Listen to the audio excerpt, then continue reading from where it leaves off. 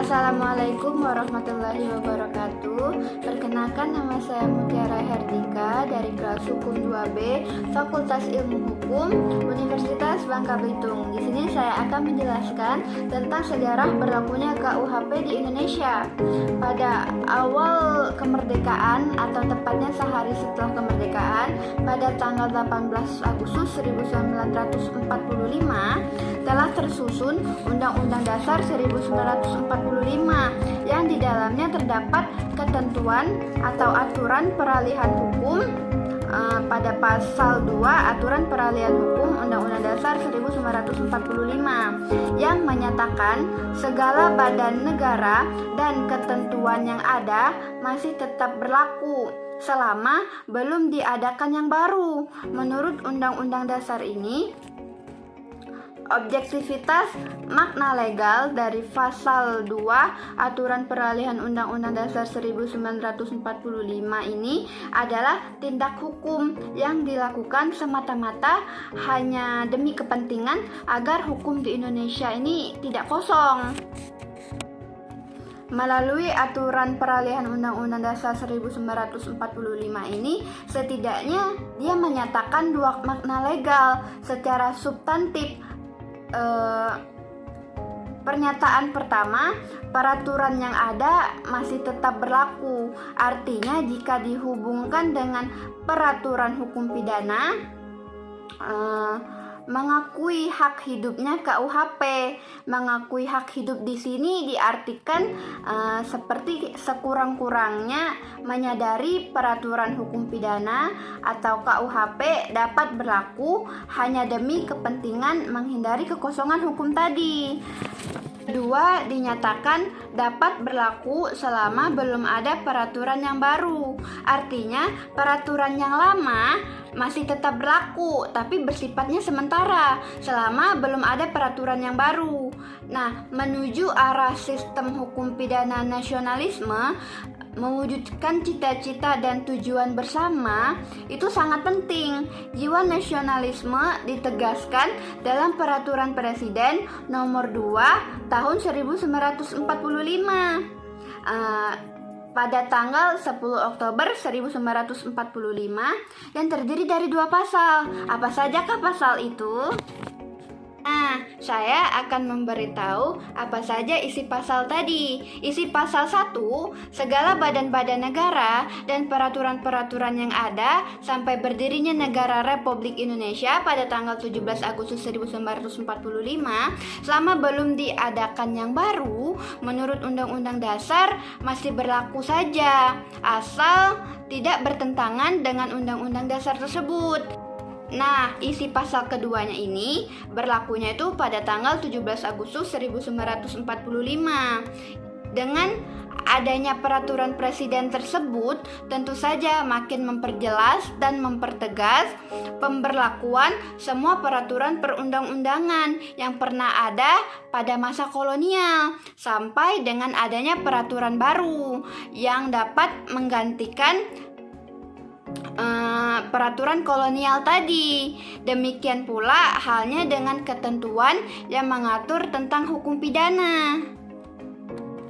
Perkembangan selanjutnya, pada tanggal 26 Februari 1946, pemerintah Republik Indonesia mengeluarkan undang-undang, yaitu Undang-Undang Nomor 1 Tahun 1946.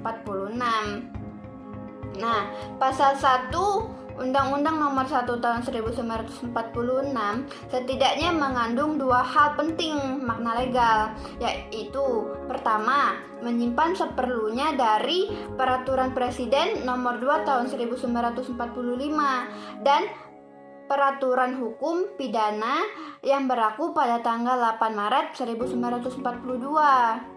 Kenapa dikatakan menyimpan dari Peraturan Presiden Republik Indonesia Nomor 2 Tahun 1945 tadi? Karena dalam peraturan tersebut pada pokoknya ditentukan sebagai peraturan peralihan bahwa semua peraturan yang ada tetap berlaku kecuali bertentangan dengan Undang-Undang Dasar. Adapun peraturan-peraturan hukum pidana yang ada pada tanggal 8 Maret 1942 yaitu Wetboek van Stafford's for Netherlands Indie tahun 1915, segala perubahan terhadap Wetboek tersebut yang dilakukan oleh Jepang setelah tanggal 8 Maret 1942 itu dianggap tidak berlaku. Sementara pemerintahan Hindia Belanda yang ada pada tanggal 1945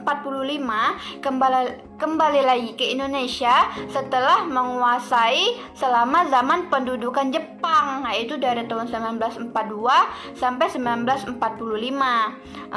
Mereka juga mengadakan perubahan-perubahan terhadap KUHP, misalnya dengan Statblad 1945 nomor 135, yaitu berisikan tentang ketentuan-ketentuan sementara yang luar biasa mengenai hukum pidana.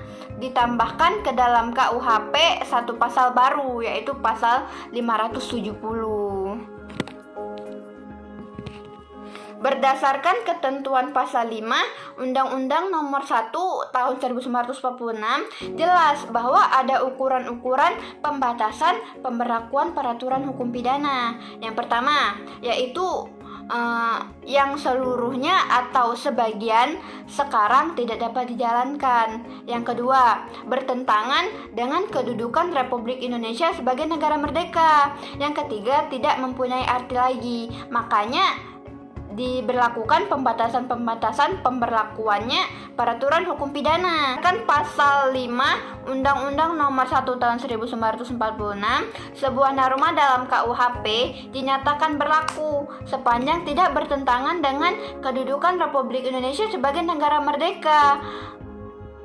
Dapat disimpulkan dasar berlakunya KUHP di Indonesia tidak terlepas dari makna legal yang ditetapkan pada pasal 1 Peraturan Presiden Nomor 2 Tahun 1945 tadi dan pasal 5 Undang-Undang Nomor 1 Tahun 1946, yaitu peraturan hukum pidana atau KUHP yang ada masih boleh berlaku sepanjang tidak bertentangan dengan Undang-Undang Dasar dan kedudukan Republik Indonesia sebagai negara yang merdeka.